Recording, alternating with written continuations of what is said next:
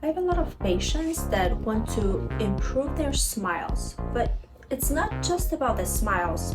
When you're working with the patient and you're designing restorations for them, you're not designing one tooth at a time. It's the whole mouth, and it needs to fit not just your lips, but it needs to fit your personality, how you move, how you express yourself.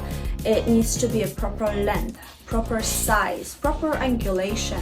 Everything needs to be transitioning within you. It's so individual, and it cannot be like copied from one person to another person. So if you look at videos or photos of celebrities, you cannot say, okay, I want these teeth, because those teeth may not work for you.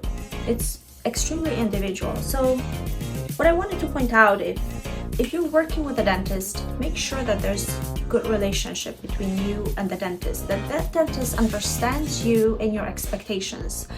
The dentist that has a finesse of being meticulous. It's all about the communication, understanding, being on the same level. Many of my patients, they love being here. Great care from my team members. They feel comfortable that they're getting the best products, they're being understood what their needs are, and that's what we're here for.